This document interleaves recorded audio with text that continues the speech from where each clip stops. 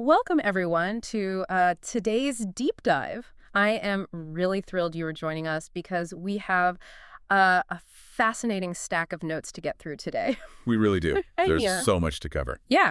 Usually you and I are combing through, I don't know, dense historical biographies, unraveling really complex scientific papers, or parsing investigative journalism. But today our source material is something you have probably clicked on a dozen times without ever giving it a second thought. Oh, easily a dozen times. We are looking at a Wikipedia disambiguation page, specifically the disambiguation page for a single, deceptively simple word, passenger. It sounds incredibly mundane at first glance, I know. Yeah. I mean, a disambiguation page just exists to help you find the right article when multiple things share the exact same name. Right. But when you actually sit down and synthesize the sheer volume of information on this specific page, it stops being a mere digital navigational tool. It becomes this massive mirror for human psychology. And that is exactly our mission for this deep dive. Wow. We are going to map out how this one concept has completely saturated almost a century of global culture, art, and even technology. Literature, cinema, television. Music, software, all of it.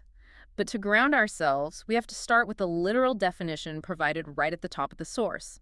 It defines a passenger as a passive traveler in a vehicle. And right there, we hit the central irony of our entire discussion today.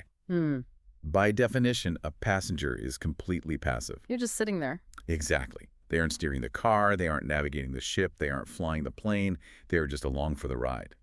Yet, as our sources reveal, this very concept of passivity has inspired intense psychological horror, non-stop action, profound suspense, and deeply moving music for nearly 100 years. It's a complete paradox, and it shows up everywhere. Let's jump into the literature section of our notes because the chronological journey here is just astounding. The oldest entry on this page is a short story simply titled The Passenger. Written by Vladimir Nabokov. Right, all the way back in 1927. And we can trace this exact same title through the decades, all the way to Cormac McCarthy, who released a novel called The Passenger in 2022. That is a 95-year span. 95 years between two literary giants, both anchored by the exact same concept. What stands out to you when you look at the timeline between those two literary pillars? Because looking at the notes, it's filled with a remarkable global and thematic range. Oh, for sure. For instance, you have Ulrich Alexander Boschwitz releasing his novel The Passenger in 1938. Which was right on the brink of World War II. Exactly. Then you jump forward to Thomas Keneally's novel of the same name in 1979 and Chris Pettit's novel in 2006. Authors continually reach for this title, generation after generation. I think what stands out to me is how drastically the genres shift depending on the era. In 1968, Robert Silverberg wrote a sci-fi short story called Passengers. Oh. But compare that to Aaron Dembo, who released a story in 2012 called The Passenger, which the source explicitly categorizes as horror. You have historical fiction, sci-fi, drama, horror, all unified by this one word. But why is that? Why does this one word work for almost every genre under the sun? What's fascinating here is the psychological appeal this archetype holds for writers. Think about it from a structural narrative perspective. When you force your protagonist into the role of a passive traveler, you are immediately stripping them of their agency. Yeah, you take the wheel away. Taking away a character's control is the fastest, most effective way to create instant gripping tension. A character who cannot steer their own destiny is incredibly vulnerable. They are entirely at the mercy of the driver, the vehicle, the elements, or just the unknown. Let me push back on that just a little bit, though. Is that dread mostly a modern fear? Like, we think of modern horror and sci-fi playing on the fear of airplanes or spaceships crashing. But even back in 1927 with Nabokov or 1938 with Boschwitz, wasn't there already an element of dread? Oh, absolutely. The vehicle changes, but the vulnerability doesn't.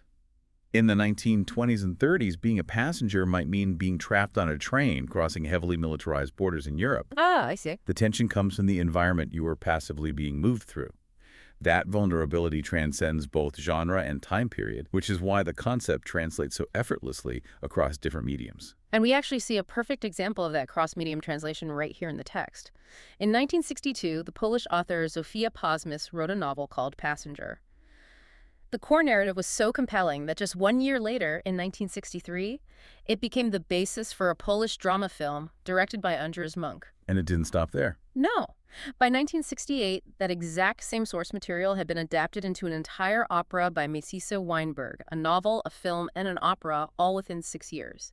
It just goes to show that the weight of being a passenger is a concept that demands to be visualized and heard. Which naturally leads us to how visual mediums handle the concept. Ah. And looking at the sheer volume of data we have on this, Okay, let's unpack this because the film section is massive. Just like with the books, these movies span an entire century of cinema. The list kicks off with a French silent film by Jacques de Baroncelli in 1928, a silent black and white film. exploring this exact idea. And the timeline stretches all the way into the future, listing a horror film by André Everdal, slated for 2026. And it is a genuinely global tour. France alone has produced multiple films with this title. You have Jacques Darroy's French comedy in 1949, which shows the lighter side of the archetype. Right. Then there are French films directed by Serge Leroy in 1977, Jean-Claude Gouguet in 1999, and Eric Caravaca in 2005. Plus, a 2005 French-Canadian-Japanese collaborative film by François Rocher. And it goes far beyond Europe and North America. The source notes a 1988 drama by Thomas Brasch called The Passenger: Welcome to Germany, which touches on being swept up in the currents of political history. There is an Indian documentary from 2003 directed by Akanksha Damini Joshi called Passengers. We also have a 2023 Ugandan drama film. Yes, directed by Hadija Nakanjako, simply titled The Passenger. It does not matter what language you speak or what cultural background you have, the concept of relinquishing control translates universally. But if you look closely at the chronology of these films, a very specific pattern emerges. In the earlier decades, the title was almost exclusively associated with dramas. Like the Michelangelo Antonioni film. Exactly. He directed a highly regarded drama called The Passenger in 1975, starring Jack Nicholson, which was very much about a man passively drifting through an assumed identity. However, as we cross into the 21st century, the title is entirely hijacked by the thriller and science fiction genres. The data definitely backs that up. In 2008, you get Rodrigo Garcia's American-Canadian thriller Passengers. The very next year, in 2009, Ranjit Shankar released an Indian Malayalam thriller titled Passenger. And they're the big ones. Yeah, then we hit the massive American science fiction film Passengers in 2016, followed by a Spanish science fiction film called The Passenger in 2021. And just to cap off the modern era, Carter Smith directed a movie in 2023 called The Passenger, which the source specifically categorizes as a horror thriller road trip film. It goes from existential drama to pure thrills and chills. Why do you think that shift happened? Think about it for a second. Why does the modern interpretation of being a passenger align so closely with horror and science fiction? Well, if I had to guess, I'd say it has to do with how complicated our vehicles have become. Back in the day, a vehicle was a horse carriage or an early train.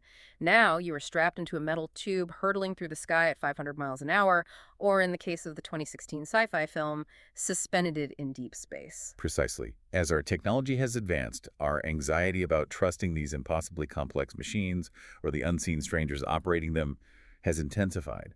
In the modern era, being a passenger often means handing your physical safety over to a system you do not understand. And if that system fails, you have zero recourse. That total lack of agency is incredibly fertile ground for deeply unsettling horror.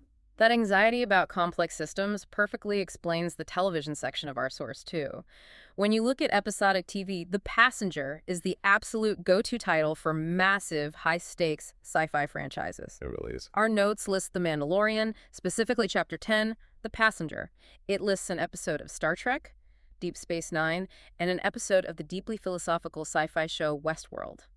These are all shows entirely built around exploring the dangers of advanced technology and the fragile illusion of human control. And beyond just single episodes, entire television series have claimed the name to explore these themes. There is a 1979 Hong Kong drama series called The Passenger. There is a Russian TV series called Passengers. There is also a current British TV series titled Passenger. And we cannot skip over the mid-1990s and early 2000s British Channel 4 series. But that one was a bit different. The source notes it was specifically a show about youth culture. Which actually makes perfect sense if you think about it. It does. When you are a teenager, you are quite literally a passenger in your own life. You are living in your parents' house, following their rules, just waiting for the day you finally get to take the wheel. That is a great analogy. Adolescence is the ultimate waiting room. Yeah. You are being transported toward adulthood without having much say in the route. Oh, and there is this incredibly specific detail from the animation world that I love. In the television series Infinity Train, There is a character named Tulip Olson who is literally known by the moniker The Passenger. Her entire identity is reduced to her status as a traveler on this bizarre, endless train. It is a profound stripping away of identity. When you become a passenger, your individual traits often stop mattering to the system transporting you. You just become a fare, a ticket number, a weight on a manifest. You're just cargo. And that loss of primary identity is something we see explored deeply in the next major category of our notes music. Here's where it gets really interesting. You and I might think of one or two songs called Passenger right off the top of our heads, but the rabbit hole goes so much deeper than just song titles. This word is heavily used as a musical pseudonym and a name for side projects. Like an alter ego. Exactly. For example, did you know the legendary DJ Tiesto used Passenger as a pseudonym for his 1997 single Black Spin? Or that music legends Brian Eno and U2 actually formed a side project together called Passengers, specifically for the 1995 album Original Soundtracks 1. It is a way for artists to step away from their main driving persona and explore something else. And look at the wildly diverse performers who have adopted this name as their primary identity. It's all over the map. You have the British folk rock singer-songwriter Mike Rosenberg, born in 1984, who goes by Passenger, and previously fronted a folk rock band also called Passenger. But then, on the complete opposite end of the sonic spectrum, our notes list a Swedish metal band called Passenger. Wait, you're telling me there's a guy playing acoustic folk ballads and a band screaming Swedish heavy metal, and they both look at this exact same word and said, yes, that defines our sound. The genre whiplash is amazing. It really is. And the list of bands goes on. There was a 1980s Italo-disco band, which, for those who might not know, was a heavily synthesized electronic dance music genre in Europe called Passengers. There was a 1970s Belgian new wave band called the Passengers. Oh, and an Australian punk-adjacent band from the 1980s led by Angie Pepper, also called the Passengers. It seems like every single musical movement over the last 50 years has embraced this archetype. Just looking at the albums listed in our notes, in 2011 alone, you have the Irish singer Lisa Hannigan and the Japanese rock band Nico Touches the Walls both putting out albums titled Passenger. Or look at the metal scene. The Danish band Mnemonic released an album called Passenger in 2007. And going back further, the jazz vibraphonist Gary Burton released Passengers in 1977. The folk rock band, mostly Autumn, released an album called Passengers in 2003. Tyra McLean had one in 2000. It is everywhere. And the individual tracks, it's wild. Take Iggy Pop's iconic 1977 track, The Passenger. He literally wrote it while riding the S-Bahn in Berlin, looking out the window at the city's underbelly. The song is entirely about being a detached observer in a moving world, just watching the stars and the city go by from behind glass. That detached observation is exactly the core of the archetype. Right. And then you have Elton John, who released Passengers in 1984. The Australian rock band Powderfinger released their track in 1999. The alt-metal band Deftones put out a haunting song called Passenger on their acclaimed year 2000 album White Pony. And the list just keeps going. You have Kings of Convenience in 2001, Starflyer 59 in 2003, DY in 2009, and One Republic also in 2009. Britney Spears even has a track called Passenger on her 2013 album Britney Jean, where she specifically sings about letting someone else take the wheel because she's tired of driving. A very literal interpretation. Yeah. Then you have the rock band Trapped in 2016, the indie band Hippocampus in 2018, Interpol in 2022, and the rapper Destroy Lonely releasing a track called Passenger in 2023. Oh, and the source notes a New York-based record label called Passenger Records. Britney Spears, Iggy Pop, and Deftones all finding common ground. If we connect this to the bigger picture, it reveals something fundamental about the relationship between music and the listener. Why does the music industry rely so heavily on this specific word? Because music itself turns you, the listener, into a passenger. Oh, I see what you mean. You just put on the headphones and let the music take you somewhere. Exactly. When you hit play on an Iggy Pop track or a Lisa Hannigan album, you are consciously allowing yourself to be passively transported by the artist's vehicle. The musician is the driver, the song is the car, and for 3 or 4 minutes, you are giving up control of your emotional state. You are trusting them to take you on a journey. That makes perfect sense. You are buckling in for an emotional ride.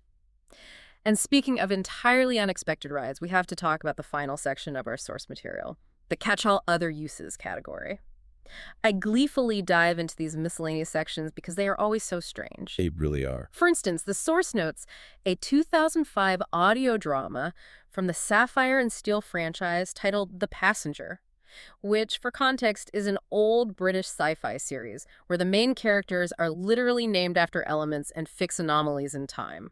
But the next two entries in our notes are where the true surprises lie. Yes, the source highlights a species of moth, the Disgonia eldera, which is commonly known as the passenger moth. A moth, which is actually hilarious because a moth really is the ultimate passenger. It just catches a thermal draft or a wind current and lets the atmosphere do all the driving until it finds a porch light. It is surprisingly poetic, Yeah. and right beneath that insect, in the realm of technology, there is a piece of free web server and application server software called Fusion Passenger. Now, I had to look at our notes a few times to understand that one. But basically, think of Fusion Passenger as the invisible traffic cop on a website. When you click a link or send a message, this software sits in the background, making sure your data gets routed to exactly where it needs to go without you ever seeing it happen. The data is just along for the ride.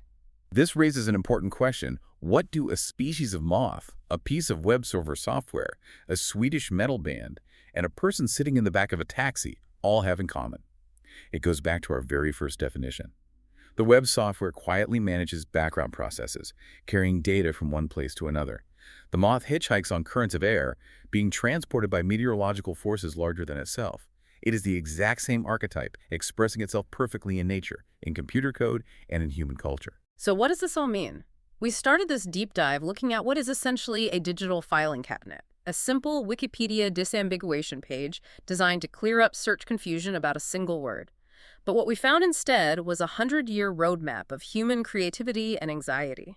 From a 1927 short story about early European train travel by Vladimir Nabokov to a 2026 horror film about modern isolation. Spanning the globe. From Polish operas to 80s Italo-disco bands. From the deepest reaches of philosophical sci-fi television to the quiet flight of a moth on a breeze. It serves as a profound mirror held up to the human experience. Whether you're listening to a Britney Spears track on your morning commute, watching a 1928 French silent film in a cinema history class, or configuring a Fusion Passenger web server for your new startup, you are engaging with a concept that resonates across every boundary. And it resonates so deeply because no matter who you are or how much power you think you wield in your day-to-day life, at some point, we all have to relinquish control. We all eventually have to let someone or something else drive. It really is the great equalizer. We're all just passing through, relying on the vehicles around us. Which leaves us with one final thought for you to ponder long after this deep dive ends. We have spent all this time exploring this literal definition of a passive traveler in a vehicle. But if a passenger is truly defined as just that, why does almost every medium we've discussed today, from terrifying sci-fi films to heavy metal bands, suggest that being the passenger is actually the most dangerous, thrilling, and transformative place you can possibly be?